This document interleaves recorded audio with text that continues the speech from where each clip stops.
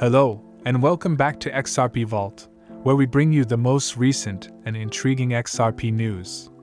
We're giving away 10,000 XRP to those who are watching. All you have to do is upvote, subscribe, comment XRP is king, and watch the video to the end to be eligible. The winners will be picked next month and publicized on the community page of the channel. What theory was advanced by John Deaton? How much does it matter?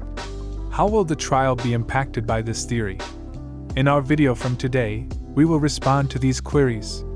Scott Chamberlain, an attorney and co-founder of Evernote Extrapol, claims that neither the SEC nor the XRP community appear to have profited from the recent ruling. Following a recent ruling by Judge Analisa Torres, Chamberlain made a statement in which she allowed and denied portions of both sides' applications in an equal ratio.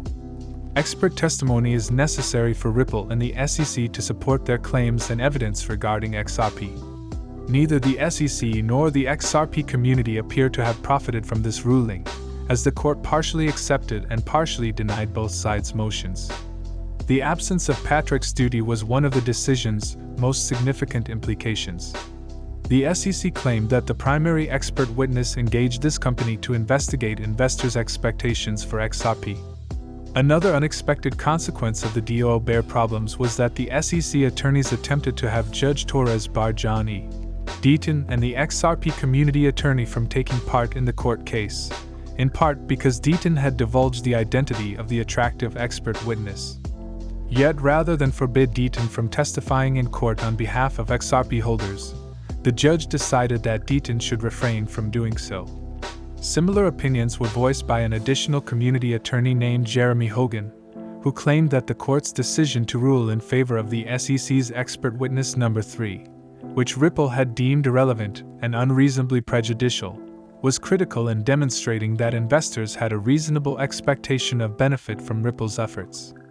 Hogan thinks that the issue of a fair expectation of profits can be addressed by Expert 2-3's judgment regarding Ripple's incentives and efforts to affect the extra price. But he thinks it's weak sauce, which means it won't work in this situation. According to the report, the U.S. in its enforcement lawsuit against Ripple Labs, the U.S. Securities and Exchange Commission made a critical blunder in correctly identifying Ripple executives Chris Larsen and Brad Garlinghouse. The creators of cryptocurrencies yesterday attempted to explain why Judge Analisa Torres dismissed the gender objections to expert testimony on the non-security status of XRP by other authorities in a lengthy Twitter discussion. These testimonials, according to him, were intended to determine whether the Ripple authorities acted foolishly by failing to realize that XR was a problem. For the court to find the executives guilty of encouraging the sale of unregistered securities, the SEC will need to demonstrate this, as the attorney previously indicated. The lawyer repeatedly asserted that the SEC and other government organizations had deemed Extract to be a non-security and that, by doing so, the agency had placed an unnecessary burden on itself. Deaton hypothesizes that the regulator will use this step to either force a settlement or reduce support for Ripples in the nascent market. The lawyer defending 75,000 XRP holders in the case has predicted that the court's verdict in the legal conflict is soon, but in his opinion, this was a huge mistake and the regulator will probably surely lose on this poll. Nobody foresaw that the launch of the XRP token in 2012 would lead to one of the most well-known legal battles in blockchain history, the SEC QV's Ripple litigation. Before Ethereum even had a chance to gain traction in the market, Ripple was one of the top digital assets. The sexism case against Ripple dominated cryptocurrency news for a while. Over time, crypto enthusiasts have grown numb to the conflict. The outcome of this litigation will determine the future of Bitcoin, Ethereum, and the entire cryptocurrency market.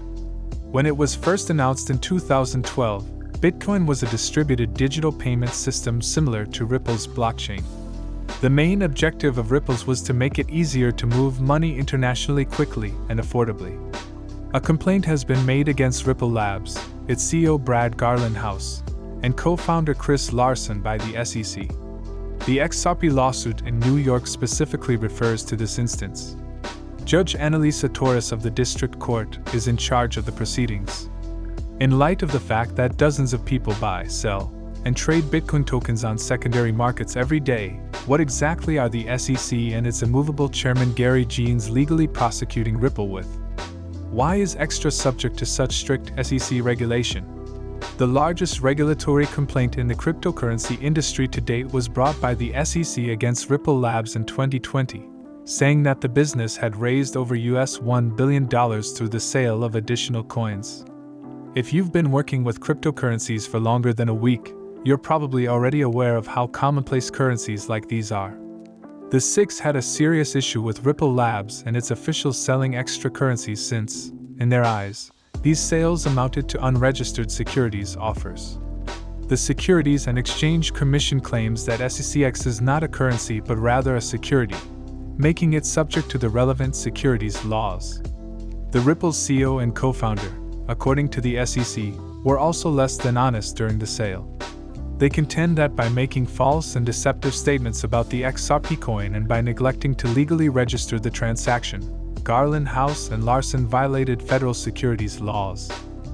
In conclusion, Gensler claimed that Ripple Labs knew that snippets should be treated as securities, but purposefully failed to disclose that knowledge to its investors. But XRP is not a security, according to supporters of Ripple, and hence it is not subject to federal securities law regulation. According to Ripple Labs' definition, the XRP coin is not a security, whereas XRP is a currency and not a security. The accusations made against Ripple are denied. To add salt to the injury, Ripple asserts that inconsistent approaches to cryptocurrency regulation stifle a vibrant and forward-thinking sector.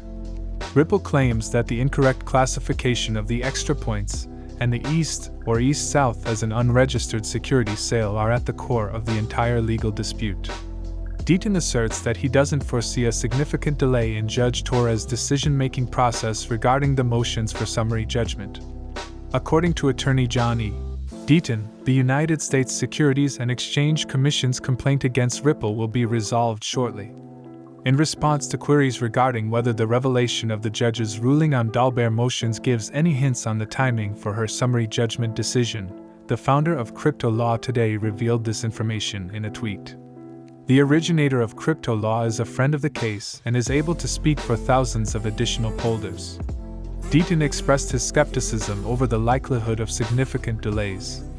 The lawyer predicted that the judge would announce her ruling as soon as tomorrow or that it might take a few weeks. Based on what has been written today, according to the judge's ruling on the Dalbert motion, both parties' motions to exclude expert testimony were somewhat granted and partially denied. The SEC used expert opinions to support its claims that holders of pure tokens bought the token with a reasonable expectation of profits solely from Ripple's efforts. But as the report points out, XRP holders were the biggest winners as a result of Judge Torres' decision to throw out those expert opinions. Judge Torres' decision to throw out the expert testimony the SEC used to back up its accusations that XRP holders bought the token was the largest triumph for XRP owners. It is crucial to keep in mind that the defense attorney for the defendant in the case stated that it could take another 2 months to decide whether or not XRP is a security. According to Stuart Alterity, the general counsel for Ripple's, a short while ago, there are 3 potential outcomes. The court could opt to find in favor of Ripple or the SEC, or it could elect to hold a trial. Deaton has stated that the conclusion he would most like to see the court reach is the clarification of the underlying claim that sales of XRP on secondary marketplaces represent unregistered securities offers. Even if Ripple loses in the lower court in the end, owners of XRP could still celebrate a significant victory even if the judge rejects the SEC's position on this matter.